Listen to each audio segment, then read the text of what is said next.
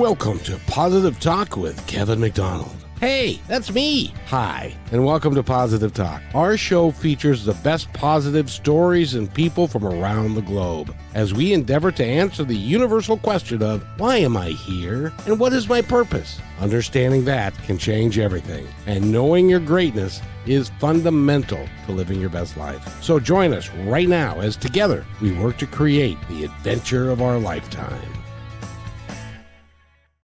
And welcome to the show, everybody. I hope that you're ready to create the adventure of your lifetime, because we have a young lady with us who is in the process of doing all that and so much more. Her name is Jeannine Early. She's an actress, and we're going to find out all about her and so much more during the course of this interview, because we're also going to be talking about what I think is not a unforgotten area, but an area that needs to be focused on more, and that is today's community theaters in America, because we've got people, thousands of people throughout the country who are putting on shows. It's kind of like Shirley Temple and Mickey Rooney back in the day when they would say, hey, I got a barn, I got some lights, hey, let's put on a show. And that's what these people do. And so we're excited about talking to her, how she got to be where she's at, and the show she's part of right now in Woodinville, Washington, as well as talking about the state of the art, as it were, with everyone around the country who's doing a very similar thing, not because they're getting rich, but because they're following their passion and their heart, and they love what they do. Jeannine, welcome to the show. How are you? I'm good. Thanks, Kevin. Thanks for having me. Well, it's awesome for you to be here. I know today you're probably a little bit tired because you just completed a weekend of shows in Woodinville, and you did a show on Friday, Saturday, and Sunday. I don't know if you did matinees too. Sunday was a matinee, yes. Friday and Saturday night. Oh, so you had to get up early to repeat it and do it again. That's right. And repeat is kind of a good word for this whole process, because the play repeats itself a lot in different settings. What's the name of the play? Constellations by Nick Payne. And can you give us a thumbnail sketch of what it's about? Yeah, it's a love story between two people. One is a beekeeper, and the other, the character I play, is a physicist. And it takes a look at their relationship through different lenses. It deals with the concept of multiple universes. And so the choices, however small they might be at times, can really influence, can direct where we go in our future. And that's how it takes a look at these two characters. I think that's a wonderful premise. Yeah.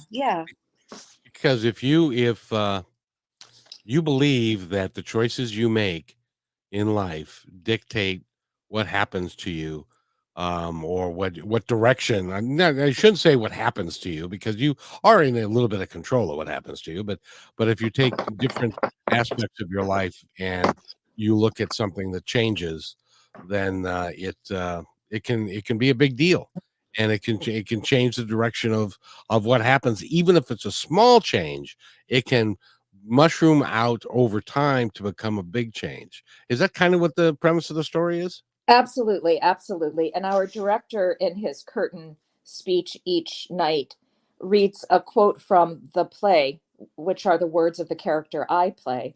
In the quantum multiverse, every choice, every decision you've ever and never made exists in an unimaginably vast ensemble of parallel universes.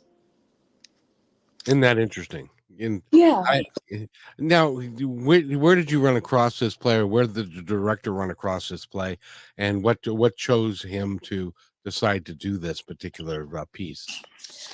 Well, my acting partner in this is just a 2-character play, and he brought it to my attention, and then we together brought it to the attention of Laura Anderson, who's the director at Heart Rep, and he took a look at it and signed on, and that's how we got started with it.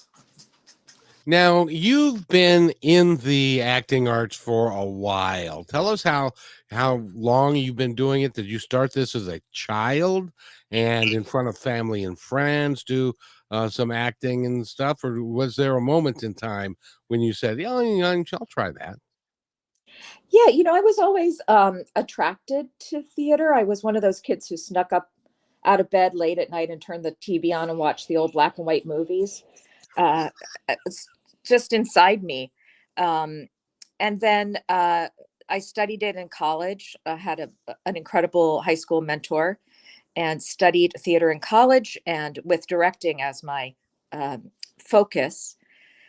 And after college, I I did a little bit of work for a few years, and then it just became I couldn't give it my 200% because I had a child and a full time job, and I just couldn't balance that and feel good about the theater work I was doing. So I left it for about 30 years. About 10 years ago, but it had always been on my mind and I had always wanted to get back to it. And so about 10 years ago, I started taking classes, again, just starting at the very basic level, and found myself really enjoying acting. And that's kind of where it took off. After about 4 or 5 years of classes, I started auditioning, and it's been a fantastic ride. Isn't it interesting how you can love something that's an early part of your life, but because of circumstances and the way our society works, and you've got to earn a living, and then everybody tells you you got to have the kids and you got to have the house and the picket fence and the dog and the cat, and so you tend to at one point in time put away the things in your life that could really make a difference for you, because you can't do everything all at once, and being a real quality actor is a commitment to make. It is a commitment, and you have to be all in. It really, it deserves to be a passion. It needs to be a passion. And it's just a marvelous thing. I'm thankful every time I walk into a rehearsal space or on the stage in front of an audience, and I am not going to cheat them. Not ever. I'm too thrilled to be there. And the way I look at it is really is an honor for you to be up there on stage. Now, keep in mind, because I've run the gamut. I spent a year in community college in theater, and I had one play that I was in. I had no lines, none, Mhm. but it was a physical comedy, and so there were points in time, and the way that I could act would then provide the audience with something to giggle at. And then I did Fiddler on the Roof. I was Lazar Wolf the Butcher, and that was another type of acting. And then I did Petruchio in Taming of the Shrew, and which is another type of acting altogether, because it was Shakespeare, and there was like 50 pages of dialogue to learn and to remember and stuff. So I've run the gamut. Have you? And if so, what is your favorite type of acting to be? Do you like the shorter, impactful roles? Do you like the lead? What turns your motor, if you will? Character acting. Ah, I love it. I just love physical, quick um, theater pieces for me. That's what I really enjoy. and but they are also impactful pieces. I hope so. Well, it's like when I did Lazar Wolf the Butcher. Now he was a secondary role. He wasn't Tevye, and he wasn't one of the children, but he had an impact on the show. And if he did it well, which I was told I did it well, um, you can uplift the show, and it can be very impactful. And then you get to go sit in the green room while everybody else is sweating, and you've already done your work. That's true too. And the camaraderie between actors and the artistic staff is just also another wonderful thing about theater. It's so collaborative, and the relationships that are built, you reach a level of intimacy with people that you just ordinarily wouldn't. And it's not like writing a book or painting a painting, because it is so collaborative. And that's another beauty, I think, in the practice of theater. Well, it's interesting because I was playing against Tevye. Now I call it scene 4, which is the to life scene, and it's the in Laser or in Fiddler on the Roof, and we're in a bar, and Tevye and Lazar Wolf are together, and Lazar Wolf is going to ask for his Tevye's daughter's hand in marriage, but Tevye thinks he wants to buy a horse, and so we have this whole conversation about that, and but when you are in a theater and there are 300 people, it was a dinner theater, so there were 300 people there, and the it's almost like, for me, it was like I no longer existed, that I now was this character and was acting upon what the other character was doing. And then we sang this song, and the Tevye, the gentleman who's playing Tevye, had a real good voice, but we had never practiced harmony before. And so during this song on stage, he suddenly broke into the harmony, and I was singing the melody, and it was like, wow, I had no idea I could even do that.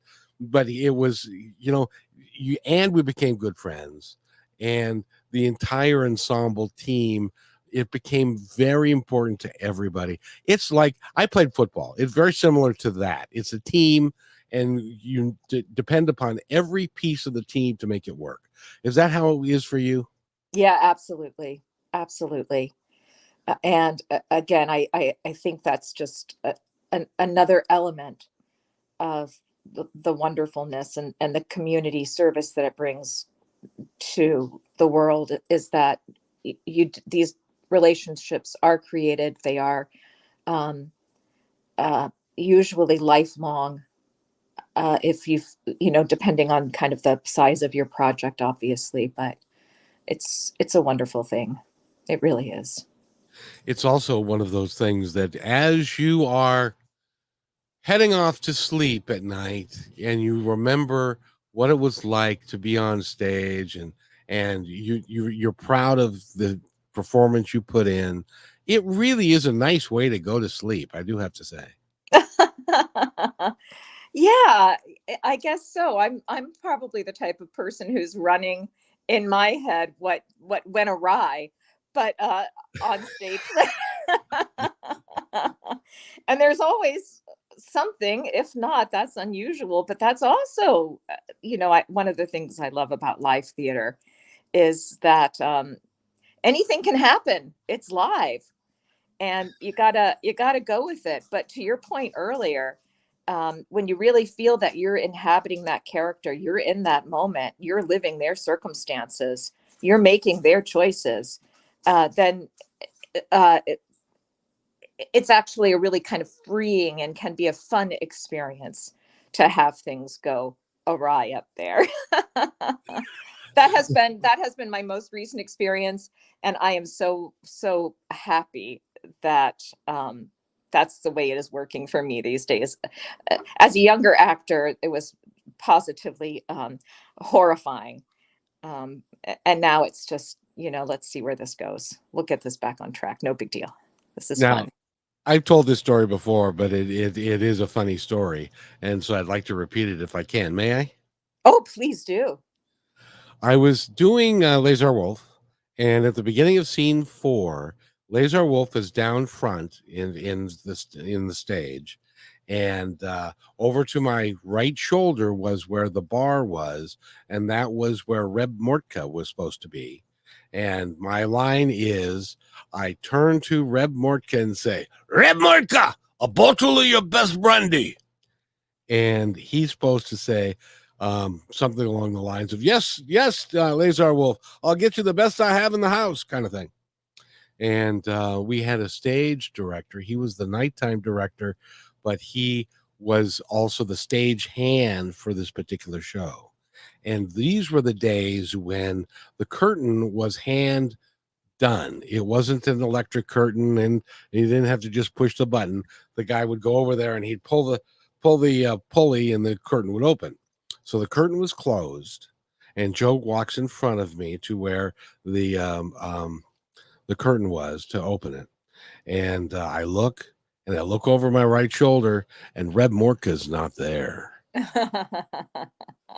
And I say, Joe, wait, Reb Mortka, he's not there.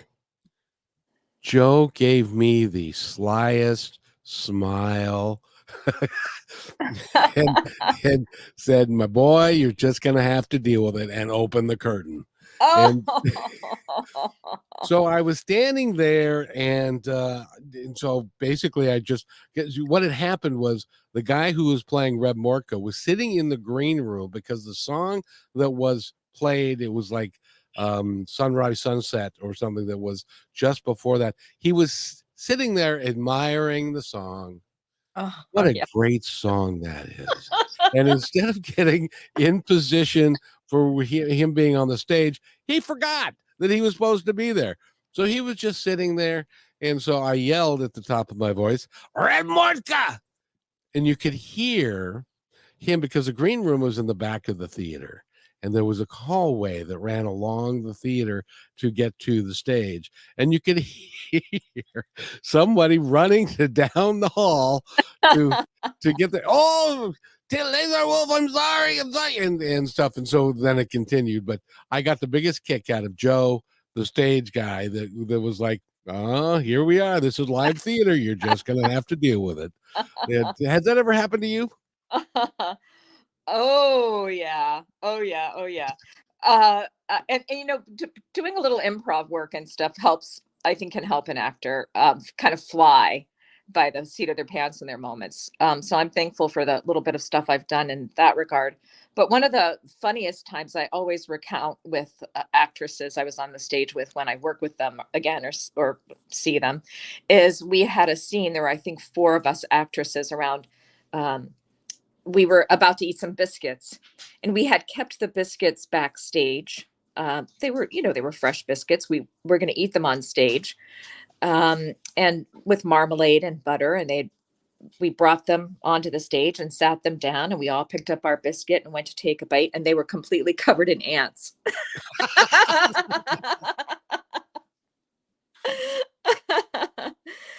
I tease and say we were picking ants out of our teeth for days after that scene. Oh, if you have not done theater, you can only imagine because you really have no choice. It's in the script, and it's part of the main part of the thing. You really have to, you have to do something with it.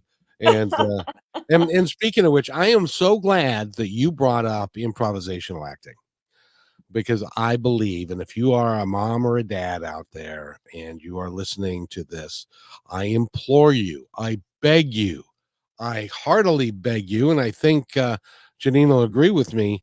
Improvisational acting is key to being able to be confident in yourself and to be able to think quickly and to act on your feet, which translates into a billion different places: a sales career, a management career, standing in front of people and talking. It is a huge benefit. Do you agree with that? I absolutely do. I do. Yeah. And it's the process of you can't negate something. It's yes and someone hands you something on the stage in an improvisation and you don't know what the heck you're going to do with it. Well, you got to do something with it. You can't hand it back and you can't push it away or disregard it. You got to say yes and take it and move from there. So it keeps things on a positive note. Uh, it keeps things moving forward in a good active way, and that just and being able to just fly by the seat of your pants, being able to just pick that up and go with it and take it into different directions and see what happens to it. Again, I think the positivity is the message there. I really do. I think that's what keeps it fun and uplifting, and again active in a good way. And we need to take a quick break, but there's one other aspect of improvisational acting that I think is key to living your best life. And when we come back from this break, I'm going to talk to you, and Jeannine is going to talk to you about the art of listening. We're going to be. See, I told you. We'll be right back after this real quick break.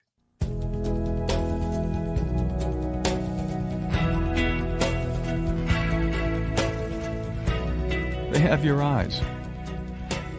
They have your ears. They have your smile.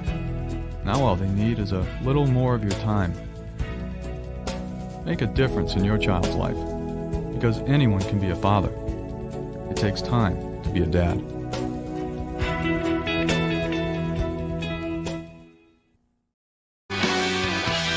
And welcome back to Positive Talk with Kevin McDonald. Thank you for being here. See, that wasn't bad. That was just a 30-second commercial. Don't worry about it.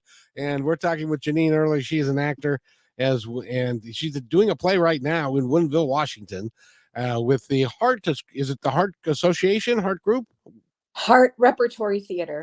Heart Repertory Theater, and Yalmer's been on the show, and he's a wonderful man, and everybody works so hard at community theater. But before I forget, I wanted to mention that when you're in improvisation or improvisational drama, you have to be able to listen. If you aren't listening, you cannot continue the conversation, because you have to listen to what your counterpart says, and then you have to act on what they say, and it becomes a dialogue. But if you're not listening well, then you're not getting it, and then it becomes dysfunctional and doesn't work very well. Do you find that to be true? Oh my gosh, listening is the key to everything, not just improvisational theater. It truly is the key.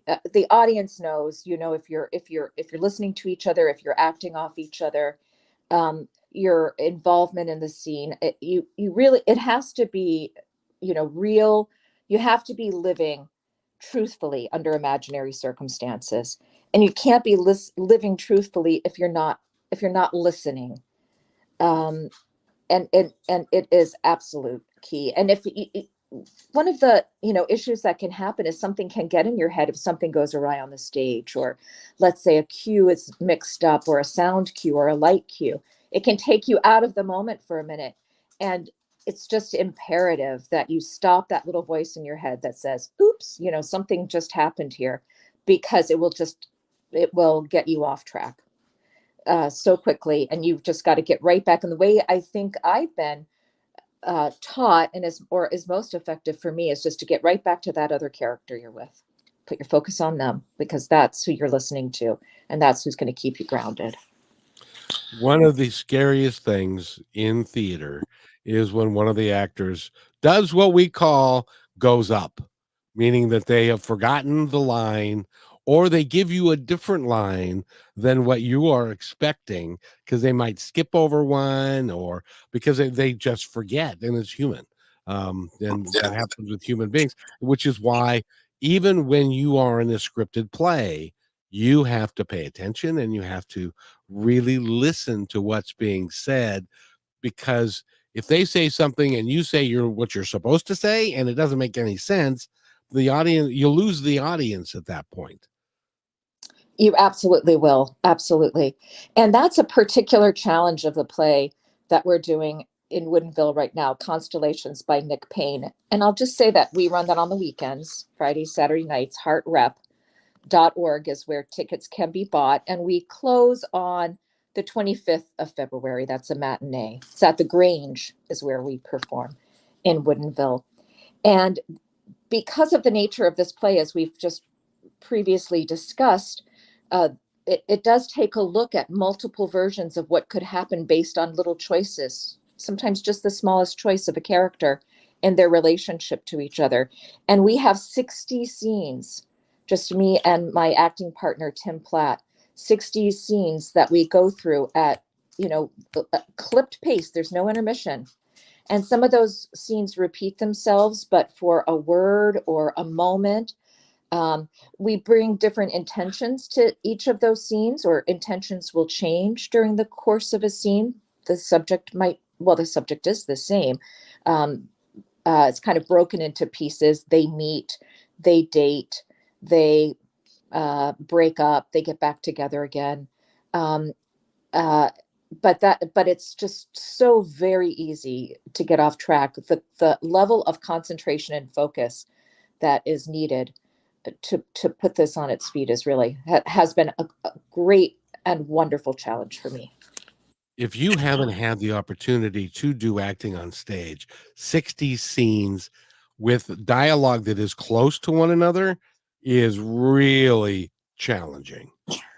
I'm exhausted in a good way because it's Monday, and we've been at this since we just opened last week. You practice the level of commitment. You and I talked about this a little bit before the show, Kevin.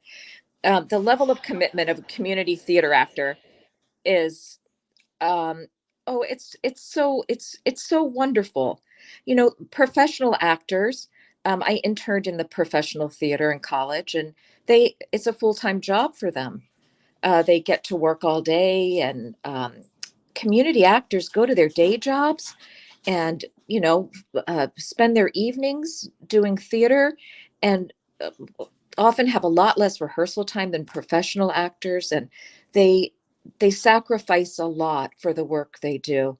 And their dedication to the community and bringing what they bring is it's sacred in my mind. Well, and we're going to talk about that a great deal in the second half of the show, because I think it's really important that everybody understand that community theater, these people are not paid, the director's not paid, the stage hands in many cases are doing it for free, and they're painting and they're organizing things and they're putting it all together. The musicians oftentimes are not getting paid. So there is lots of people that aren't getting paid, but it's part of their passion. It's what they love to do with their off time.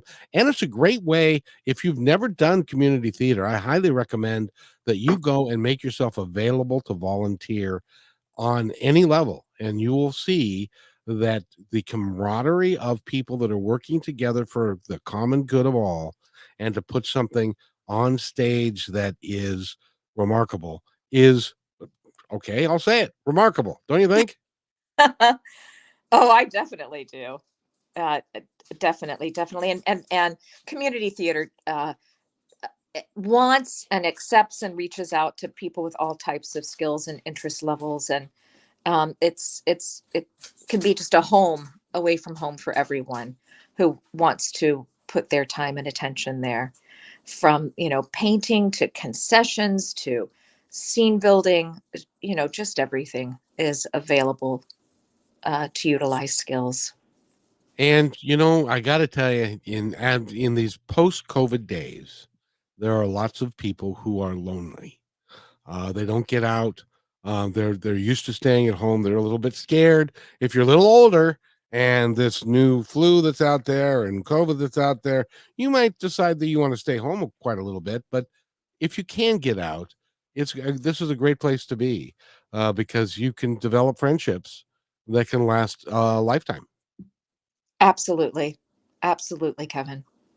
So I think it's important for us to all work together for the common good of all. And community theater is just one of those wonderful things, because everybody knows what the deal is. We're here because we love it, and you're there because you love doing it, and you love to be part of the team. It has nothing to do with money. In fact, I'm willing to say in a lot of cases it costs you a lot of money. Yeah. Yeah, it does. It does. It certainly can. It doesn't have to, not to scare people off. It doesn't have to. um, but it certainly can. But another thing I love about this is that it collapses socioeconomic borders that can exist between us as people in a community. You It's get, true. yeah, people from all backgrounds, from you know uh, doctors and people who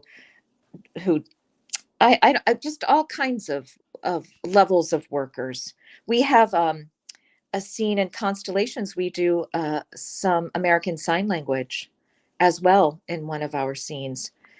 We have a fella who, he's also a theater. I knew him as a theater person. We've worked together, but his daytime job is as an ASL translator. And so he came in and worked with us on the ASL portion.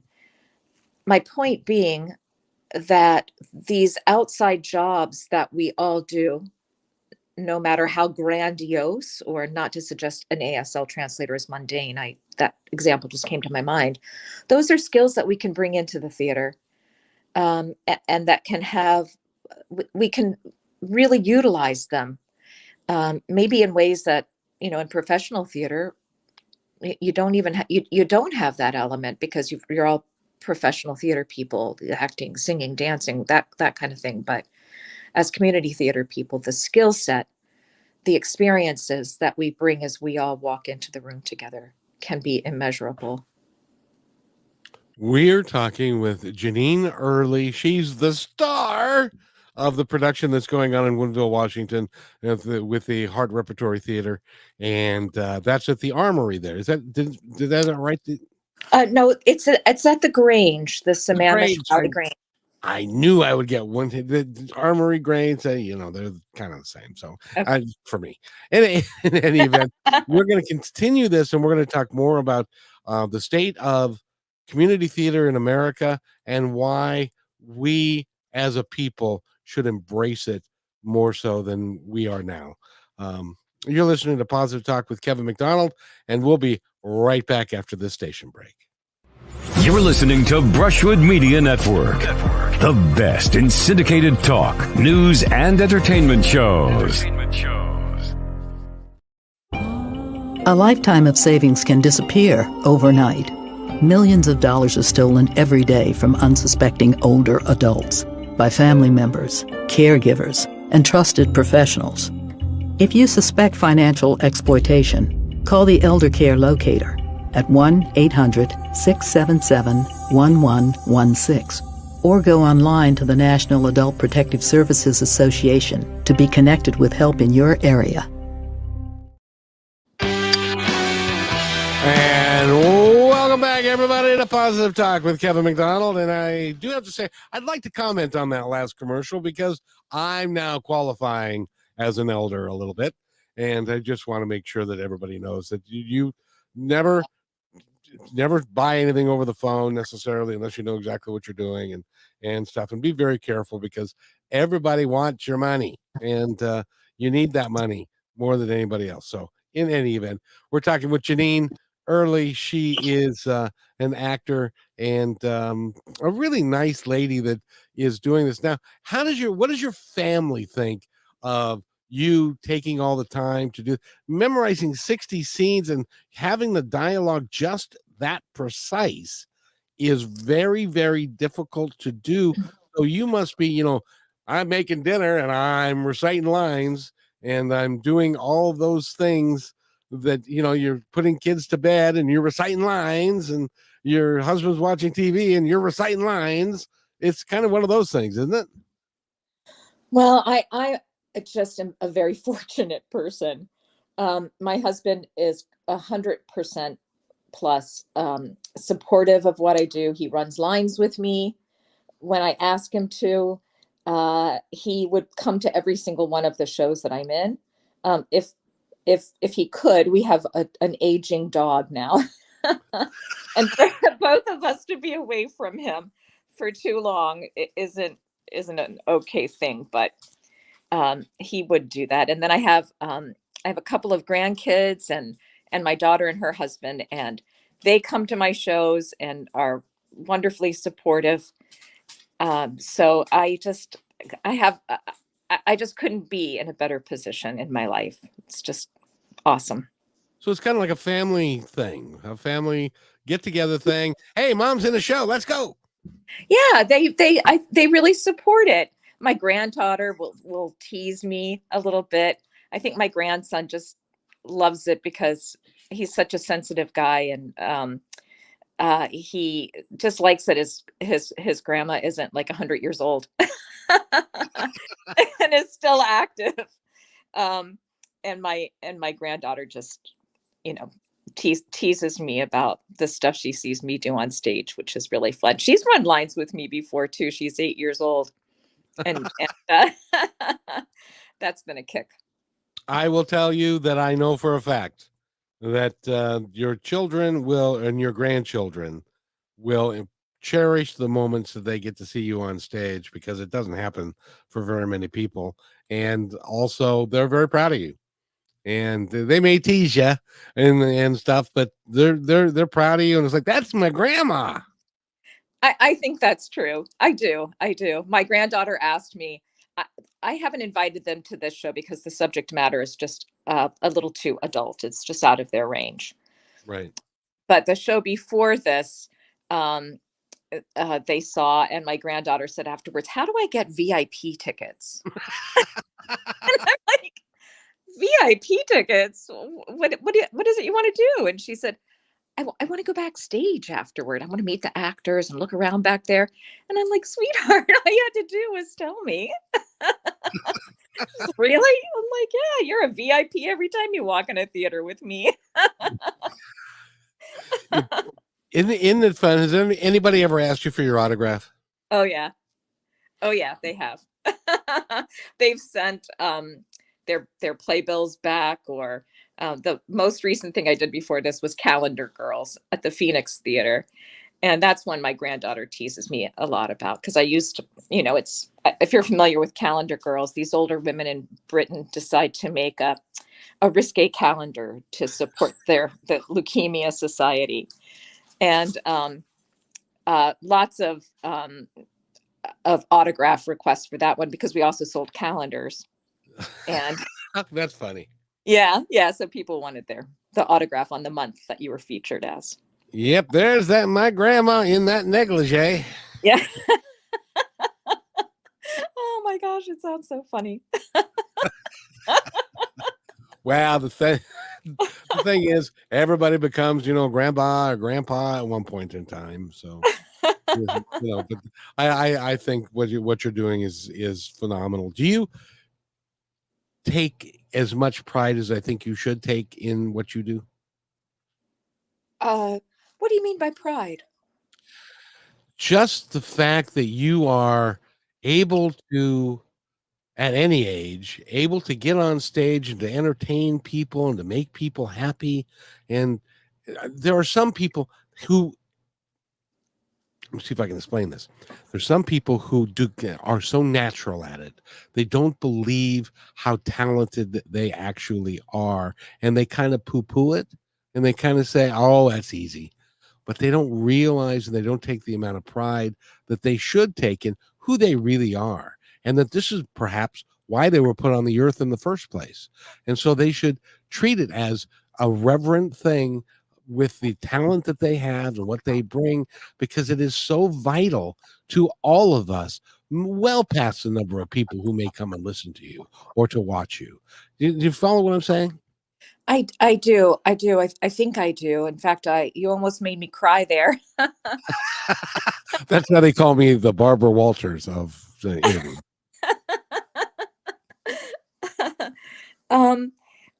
After yesterday's show, sometimes you bring everything to it. It's hard work. It's hard work for everyone, really. I haven't met anybody who personally who, a Robin Williams type person, or these things just come to, but the people I know and hang out with, it's really hard work, and it's worth it for the end product. And when you recognize that you've struck someone in a good way, that someone has taken a thought or a feeling away from a show that you've been in, that just one person, to know that it affected one person, is so meaningful. After yesterday's show, we had a person go onto Yelp and write a review of the show. And it was terrific. It was a really impactful show for them. And they were really grateful for the work they did. And it just made it all so worthwhile. And that's really kind of what I mean by do you appreciate who you really are? Because even though because I know you get lost in it. When I did Petruchio, I was lost in the character because it took so much and so many pages of dialogue, and it's Shakespeare. You can't ad lib Shakespeare. It doesn't work. So you have to really, really work at it. And it wasn't until the end of the show, and it was the end of the last show when I end up, or Petruchio ends up kissing Kate, and who now is subservient, and how he anyway. So at the end of the show, he kisses Kate, and the audience applauded, and it was like, oh, that actually meant something to somebody, and they appreciated the effort that we put into it. And at the end of that, that made me very proud of all the work that we'd put in and all the things that we'd done and how we could actually impact somebody. You don't think about being on stage necessarily as being impactful, but if it's the right show, or if it's the person's in the right place, it's like doing this show that I do. Somebody is going to be impacted by your appearance here, and they're going to go to the local community theater and they're going to volunteer because they want to have the experience that we're talking about today. And it's vital for all of us to work together to volunteer. And a lot of people think that you have to be some sort of talented person this way or that way to volunteer at a community theater. You can work the concession stand. Everybody sold burgers at one point or took cash or whatever. I mean, it's important. By the way, we're talking with Jeannine early. She's the star of of the of the show that's going on in Woodinville, Washington right now. It's Constellations. The author is Nick Payne. And if you live in this area, I highly recommend that you go do it. It's going to be the next couple of weekends. And so it would be fun for you to go and ask for Jeannine's autograph. You'll get Tim's too. Exactly. We need to take a real quick break to the last break of the day, and I hope you'll stay with us. You're listening to Positive Talk with Kevin McDonald on the Brushwood Media Network. Okay, so Sarah, I'm dropping you off at Emily's? Yep. And Josh, you're going to? Soccer, Dad. Soccer practice. Right. Oh, by the way, I just wanted to let you know when I pick you both up, I'll be wearing my short shorts. What? No! Yep, and my dorky dad hat, and I'm gonna do my dad dance for all your friends. They'll love it! Seriously? Why? Because I like my short shorts. Of course, I could be talked out of it if you guys would just buckle up your seatbelts without giving me a hard time. It's important to get your kids to buckle up for safety, no matter what it takes. And sometimes, all it takes is your parental powers of persuasion. Okay, we're buckling up. See, all buckled. Good choice. I'll just have to do my dad dance at dinner time. What? No! Do what you have to make sure your kids are wearing their seatbelts, even on short drives. Never give up until they buckle up. A message from the National Highway Traffic Safety Administration and the Ad Council. Visit safercar.gov/kidsbuckleup for more information. And welcome back to Positive Talk with Kevin McDonald. And I'm really enjoying this conversation with Jeannine. She is really something, and she's starring in a show in Woodinville for the next couple of weekends. And but more importantly, she's also a great advocate for community theaters everywhere.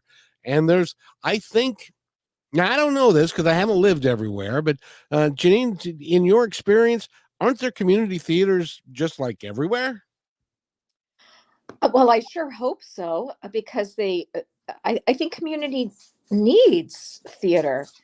We're storytellers as people. It bonds us together. We have a lot of community theater in the Seattle area. That's for sure. And that's terrific. I think we're very fortunate in that regard.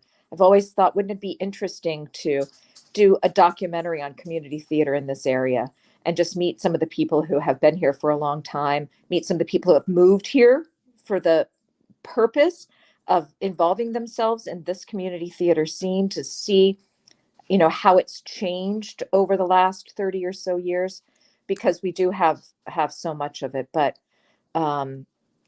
Yeah, I think it's just integral to a healthy community theater.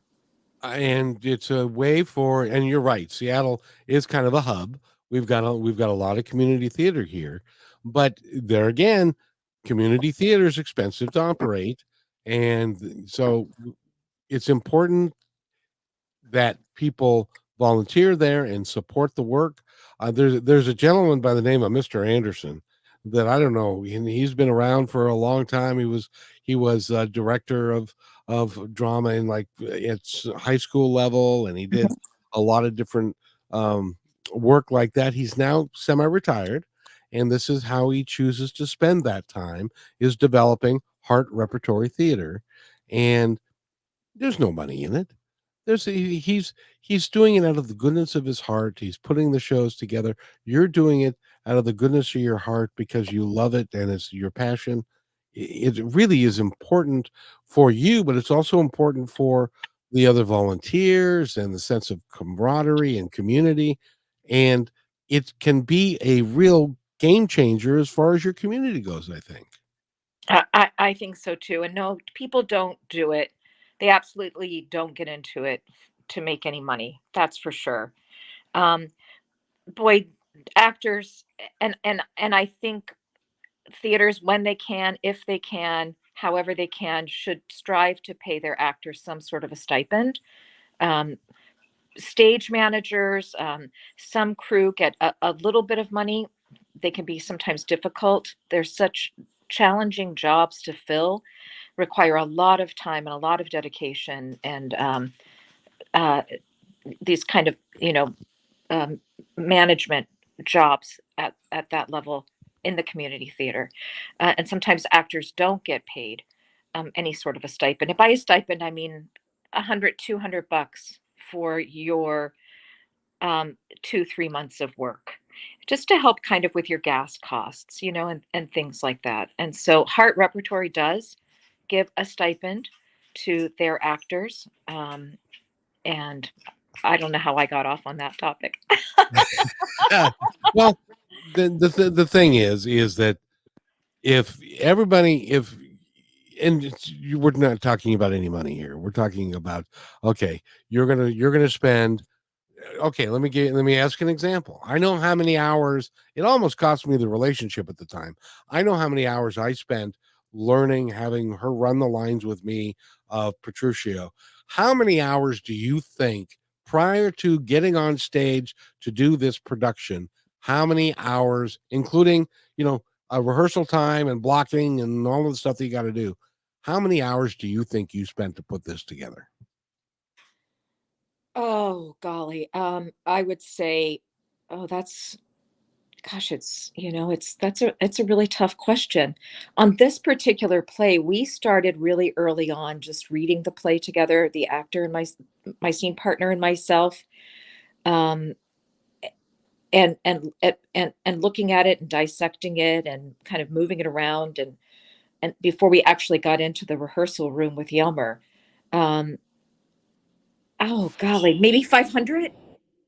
Yeah, I would think and not to mention the times that you were thinking about it and just you picked up the script while you were making dinner and that kind of thing.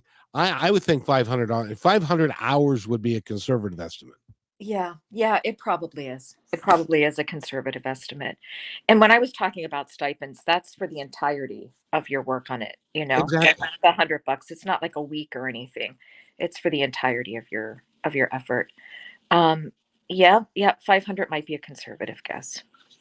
But I did want to mention for those of you who think that actors are um self-centered and well paid and they make $1 million and all that kind of stuff, that's just not the case. The percentage of actors, even in the Screen Actors Guild, who actually make a living is like 5%. Would that be right? That sounds right to me. It sounds right to me. Yeah, It's really hard. yeah, yeah. It is. Which is why you have to have a passion for it. Yeah, yeah. It's interesting when friends who aren't theater people come to see the work. And they're like, "Oh my gosh, how can you do this? How it must have taken so much time." And I mean, they just can't imagine fitting anything like that into their lives. Or and it's because, well, they don't have a passion for it. That's really what it takes. I have a friend of mine that we did theater way back in 1980. And was it 80, 81? Right in there. And we did an improvisational scene together. He was a grizzly bear. And what we had done, and they do this in improvisational acting class, they started out by saying, okay, go to the zoo, and I want you to pick an animal. And then you bring the animal here, and we want you to have us guess what that animal is. I chose a turtle, and he chose a grizzly bear. And so then it progressed to being one step up, and then a caricature, and then a real person that was like that. And so when we were at the character stage, the not the character, but the caricature. That's it. The caricature stage. We did an improvisational scene with him being the grizzly bear and me being the turtle, and the grizzly bear was going to fire the turtle because he was the boss and the turtle was his employee. And so we go through this, and one of my funnest moments of my entire life. We go through it, and he says, and the grizzly's like, he's bigger than life, and he's, I'm gonna fire you, and the turtle is demure, and he's small, and he wants to hide in his shell, and the grizzly bear says, do you have anything to say for yourself? And the turtle says, you can't fire me. I have a wife and 3 eggs at home. And the grizzly bear, and the guy who was acting as a grizzly bear, he goes, and he starts going off, and then the entire class busts up and starts laughing, and then he thought about what I had said, and that ended the scene. But now I tell that story to tell you that in 2022, he graduated from Montana University with a degree in acting. Oh, good on him. So, and he's 60 something years old. So this has been the passion of his life. It has been, if you ask him, he'll tell you this has been the ride of a lifetime, the adventure of a lifetime, doing what he really wants to do. And yeah, there's some things that it cost him? Of course there are. But at the end of the day, he is accomplished what he wanted to do. Now he's acting in plays, and he really, it's a cool thing to watch somebody do that. That is awesome. Truly awesome. Good on him. It's like your career is a lifetime in the making. Yeah. Yeah. There's no retirement from it. One of my favorite stage actors, her name is Lois Smith. She's also a film actor. I think she was in 5 Easy Pieces.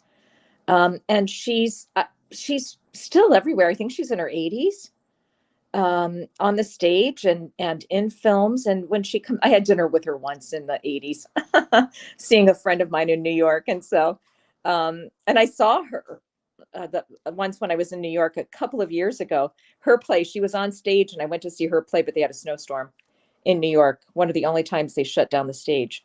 But on the night she wasn't playing, she was going out to see a play, 85 years old in New York in the snow.